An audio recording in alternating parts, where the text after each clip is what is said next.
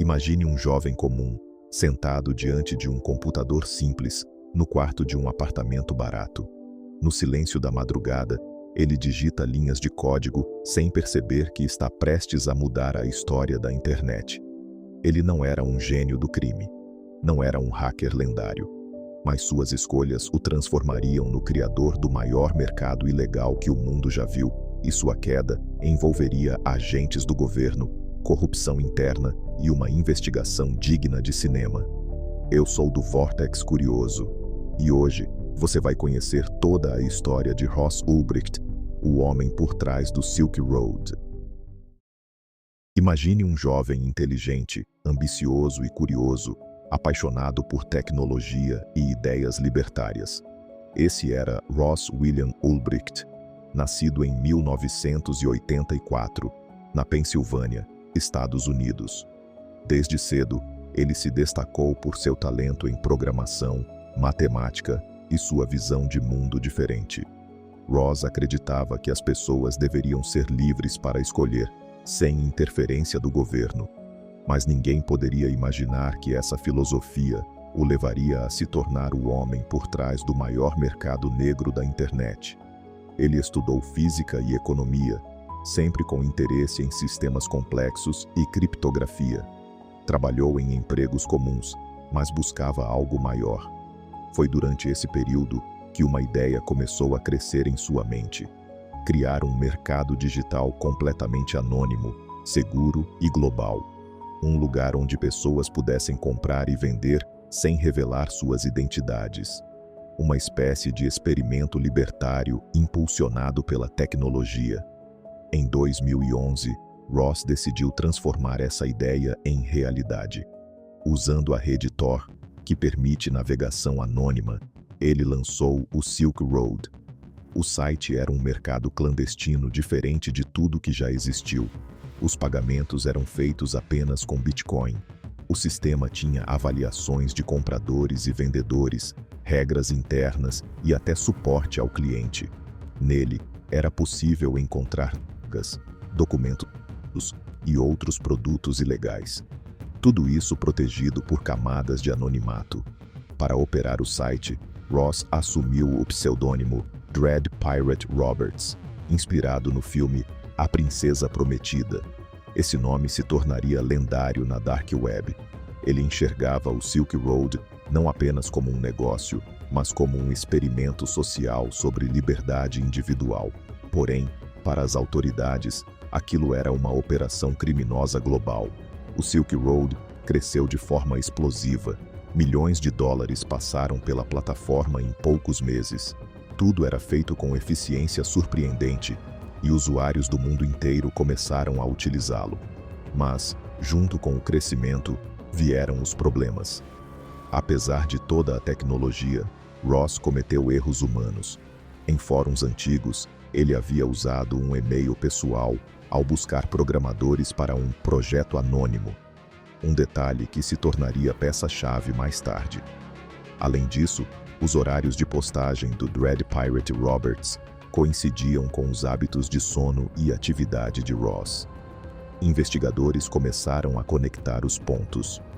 Mensagens antigas revelavam que Ross já havia mencionado, anos antes, o desejo de criar um mercado online baseado em Bitcoin, algo muito parecido com o Silk Road.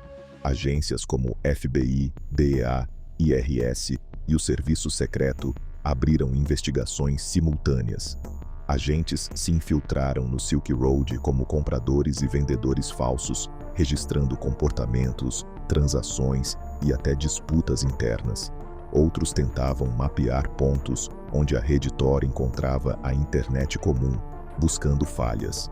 A operação se tornaria uma das investigações digitais mais complexas da história. Mas havia um detalhe surpreendente que muitas pessoas não conhecem. 2 agentes envolvidos na investigação, um da DIA e um do Serviço Secreto, começaram a roubar Bitcoin do próprio Silk Road. Eles extorquiam vendedores, manipulavam contas e desviavam grandes quantias. Em alguns momentos, tentaram até se passar pelo próprio Dread Pirate Roberts, confundindo ainda mais a investigação. Mais tarde, Esses 2 agentes seriam presos, mas na época, eles criaram um caos interno que atrasou e distorceu partes do processo. Apesar da corrupção dentro da força-tarefa, o FBI conseguiu se aproximar do verdadeiro administrador. Ross ia a bibliotecas e cafés para operar o Silk Road, usando o Wi-Fi público. A intenção era evitar rastreamento, mas isso abriu uma brecha física. Os investigadores monitoravam seus passos. O cerco final aconteceu em um café de São Francisco. Ross estava com o laptop aberto, logado no Silk Road como administrador.